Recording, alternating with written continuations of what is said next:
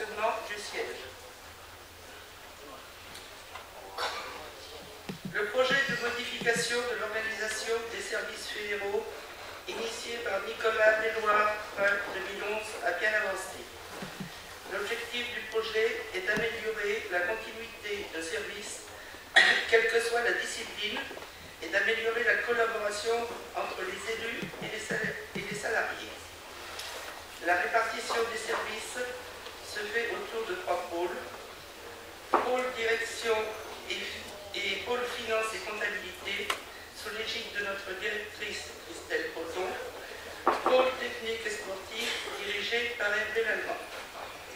À ce jour, les comptabilités des disciplines, sauf celle de l'artistique, sont traitées au siège.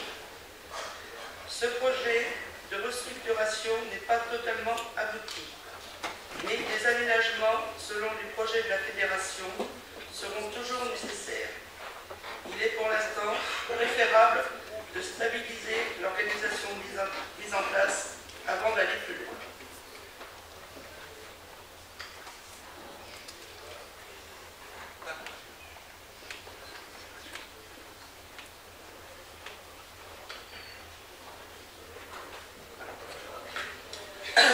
Activité de l'équipe dirigeante.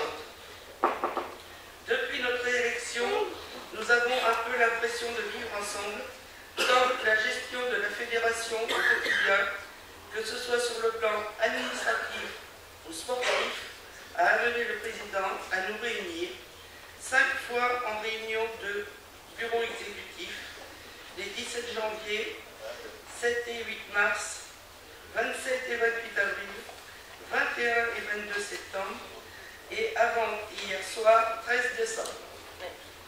5 réunions du conseil d'administration se sont également tenues les 26 janvier, 18 février, 13 avril, 8 juin, 26 octobre. Une réunion des présidents de ligue et comités départementaux le 27 octobre à Paris. Le CA, composé de 27 membres, a enregistré une démission en la personne de Dan Mortreux, président de Ring Hockey, qui s'est retiré de tous ses engagements roller.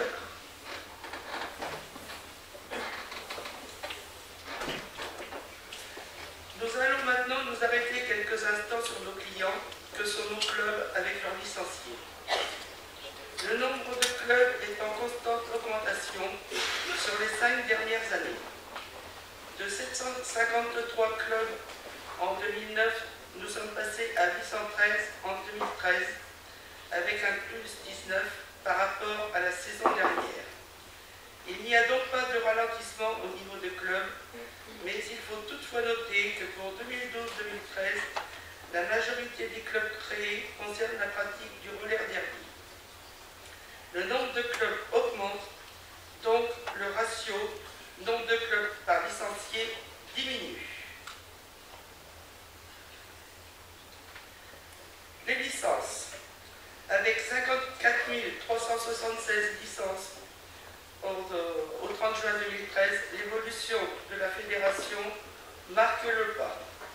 Nous perdons 193 licenciés par rapport à la saison passée. Notre taux de croissance diminue depuis 2 années et est dorénavant légèrement négatif, tout comme la saison 2006-2007. D'où nous vient cette baisse? Au niveau des disciplines. Toutes les disciplines sont concernées par cette stagnation, excepté la course qui bénéficie d'une augmentation sensible des pratiquants du roller derby. Si on extrait ces pratiquants, la course perd elle aussi 60 licenciés, soit 0,6%. L'analyse des premiers chiffres de la saison en cours indiquerait que cette stagnation soit temporaire. Il est encore un peu tôt pour en tirer des conclusions, mais à novembre, la fédération est en avance de 3 à 4% sur la prise de licence par rapport à l'an passé.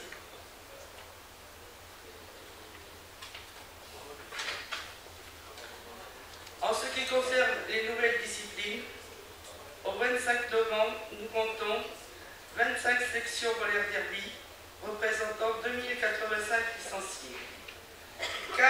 sections descente pour 243 licenciés, 14 sections roller soccer et également track-craft pour respectivement 40 et 22 licenciés. Et la dernière venue, la trottinette est présente dans 28 clubs pour 101 licenciés.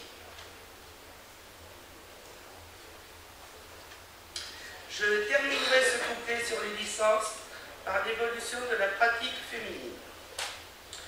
La place de la femme dans le sport est un thème cher de notre ministère de tutelle.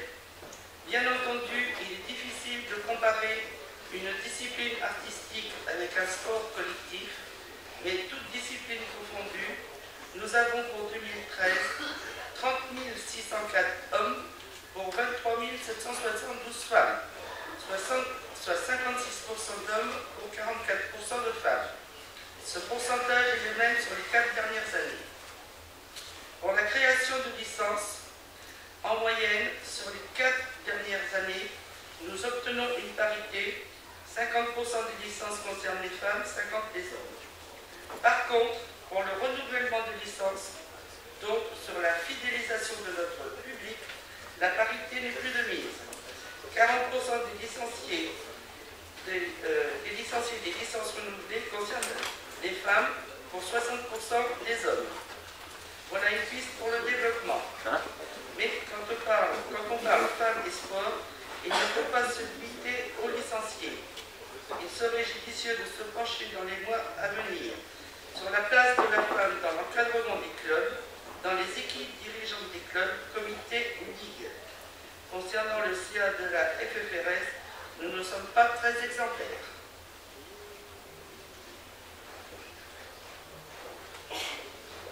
Nous allons maintenant aborder la vie fédérale.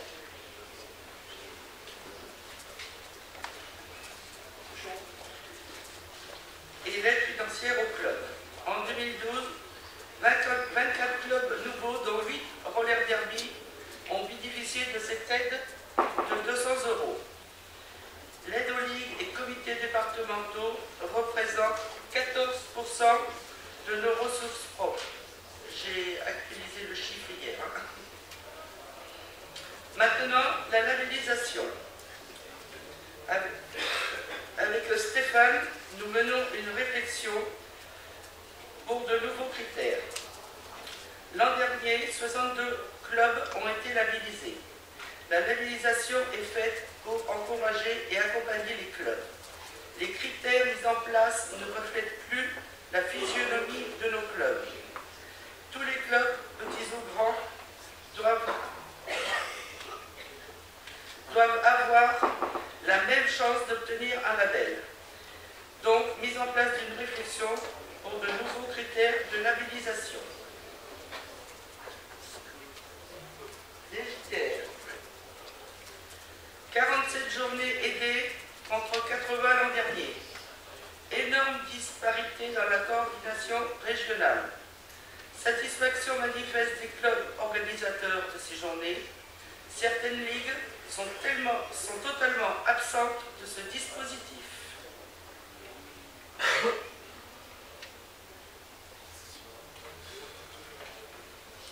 Roll-Scanet, les évolutions.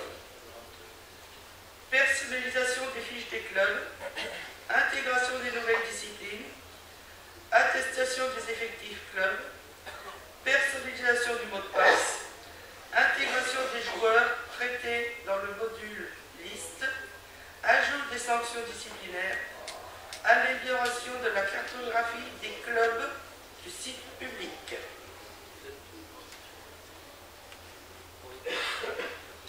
Donc là, j'ai fini avec le rapport vraiment d'activité du secrétariat général. Maintenant, je vais vous donner connaissance des rapports des différentes commissions. Statut et règlement. 2 points à signaler. Projet d'ajustement des statuts du règlement intérieur soumis à l'AG. Pour les statuts, mise à jour automatique des règlements sportifs en accord avec les règlements internationaux pour tout ce qui est règles du jeu. Dans le règlement intérieur, quelques ajustements mineurs dans divers articles et de l'article Convention de prêt d'athlète. Début d'une réflexion sur une refonte complète des statuts en vue d'une nouvelle gouvernance de la fédération. L'objectif, présenter un projet à l'AG de fin de mandat. C'était le rapport de Jean-Paul Gourmelin.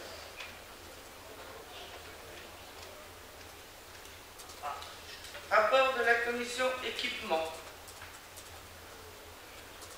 Plus de 70 dossiers suivis en 2013 pour le CNDS. En 2013, la commission a participé à 3 créations de skateparks sur les communes de Jouy-en-Josas, Saint-Lô et Carcan-Montbisson. Le CNDS, 7 projets soutenus en 2013. 2 ont reçu une aide, la patinoire de Saint-Médard-en-Jalles et la salle multisport de Saint-Louis.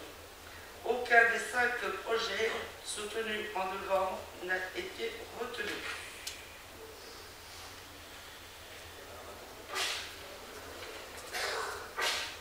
C'est là les diapos, il est pas.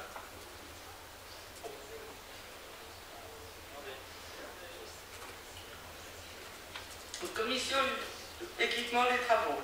Création d'un guide de recommandation pour la prise en compte du roller lors de la réalisation des sols carrières. Création de supports d'information et de promotion pour la pratique du roller en gymnase. Participation au comité de pilotage lancé par le ministère sur la surfréquentation des skateparks, notamment depuis l'essor de la trottinette.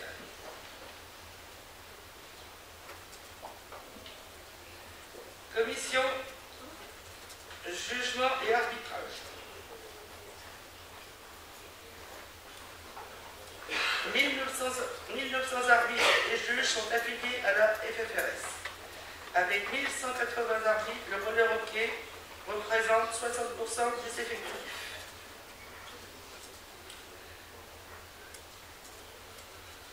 Formation. Ring hockey, 2 séminaires obligatoires par an. Un groupe de réflexion est mis en place pour formation continue. Roller hockey, assise 2013 à Reims, 68 arbitres présents, 145 reçus aux examens. Course, 32 séminaires en 2013, 4 nouveaux juges nationaux, élaboration et diffusion des bonnes pratiques de l'arbitrage. Recrutement, Sportco, obligation de présenter un nombre d'arbitres selon les niveaux de compétition. Autre comité, pour pérenniser la fonction d'arbitre et juge, il est souhaitable de prévoir une clause dans le règlement. Le trophée AFCAM. Les arbitres et juges FFRS distingués le 8 février 2013. En artistique, en élite, Olivier Collardel, en espoir, Eddy Mégadi. En course, élite François Laurent, espoir Rémi Huguin. Roller hockey, élite Bruno Plazen, espoir Stéphane Cochen. Ring hockey, élite Arnaud Essou, espoir Damien Loer. Les trophées 2013 seront remis lors de l'AG de l'AFCAM le 7 mars 2014. Comme il n'y a plus d'affiliation du comité et seulement une affiliation FFRS, seulement 2 trophées, un élite ou un espoir, au lieu des 8 des années précédentes.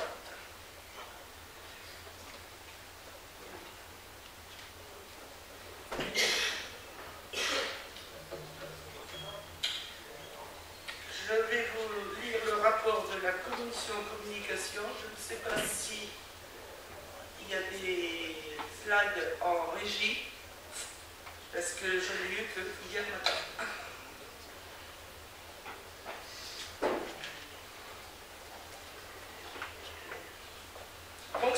Fonctionnement. Sur cette Olympiade, là,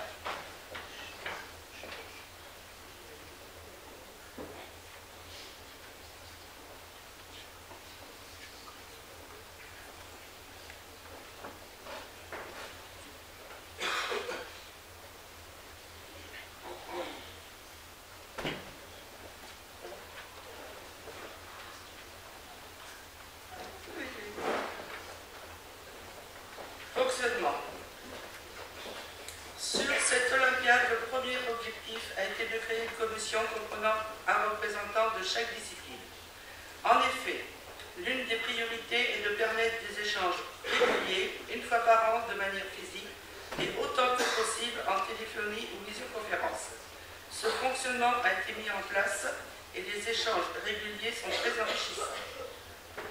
L'un des premiers constats était que le chargé de communication était surchargé, autant sur les projets que sur les demandes courantes. Aussi, son expertise n'était plus utilisée de manière optimum.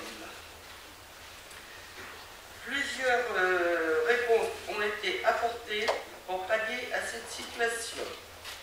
L'utilisation de stagiaires a permis une décharge partielle du travail sur les relations presse et les réseaux sociaux.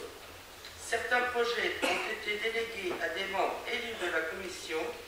Il a été décidé de réduire le scope d'intervention de la commission sur l'événementiel. Ainsi, une intervention limitée aux événements d'envergure, la communication pourra être plus complète et plus qualitative. Projet en cours. Le kit comme relais FF Relais est une priorité de la commission communication. Qui communique, quoi, où, quand, comment, pourquoi. Organiser la communication d'un événement, d'un projet. L'objectif de ce projet est de créer un à plusieurs documents cadres pour aider chacun à communiquer au mieux, et également de définir les actions réalisables ou non par la Commission Communication fédérale. Être une centrale ou un relais d'achat en offrant la possibilité d'achat groupé ou en mettant à disposition une liste de prestataires privilégiés pour la création d'outils de communication. Une négociation est en cours avec un prestataire, boutique FF Polaire, qui gérerait la vente d'objets et de vêtements à l'effigie de la fédération ou à utilité fédérale. Le site fédéral nécessite une révision et une amélioration constante. Des échanges réguliers avec les rédacteurs des disciplines permettent d'avancer régulièrement sur le sujet. Le mondial de roller hockey est l'événement phare de l'année 2014 et, à ce titre, le service communication travaille en collaboration avec le comité d'organisation. Projet réalisé. Le site internet de la fédération a été complètement refondu. Le code du roller est terminé et sera prochainement dans les magasins. Il s'agit d'un livret de présentation des pratiques du roller et du skateboard destiné au grand public. Il sera imprimé à 20 000 exemplaires et diffusé notamment dans certains décathlons. Dans les valisettes que vous avez reçues en rentrant à l'AG, vous avez trouvé le kit Comme Club, plusieurs outils de communication pour vous permettre de mieux mettre en image des sports de roller et de la fédération. Dans cette même valisette, un guide de la communication vous donnera les clés d'une communication efficace, que ce soit pour les clubs ou les instances dirigeantes. RollerTV.fr a été mis en ligne il y a un mois. Cet outil, accessible depuis ordinateur, tablette ou smartphone, vous donne accès à l'ensemble des photos et vidéos FF Roller. Côté presse et médias, quelques chiffres pour 2013, 6 dossiers et 50 communiqués de presse, 4 directs vidéo et 20 vidéos tournées. Les orientations pour que la communication fédérale soit homogène, nous souhaitons décliner la communication fédérale aux ligues. Les kits comme diffusés aux ligues sont une première étape. La prochaine sera le projet de refonte des sites des ligues. La fédération n'est pas un milliard, aussi nous ne devons pas essayer de le devenir, mais davantage nous recentrer sur la communication institutionnelle. La communication événementielle sera recentrée sur quelques événements cibles. l'image de notre sport, qu'elle soit retransmise en photo ou en vidéo, est un outil important de communication. Aussi, un des objectifs sera que le nombre d'images à notre disposition soit plus important et partagé avec les différents acteurs de la communication fédérale. Comme cela se fait dans beaucoup de fédérations, nous envisageons la création d'une campagne de rentrée pour 2014. Je terminerai en disant que François Catoire se tient à votre disposition lors de cet AG pour vous renseigner ou échanger à propos de la communication. Merci à tous.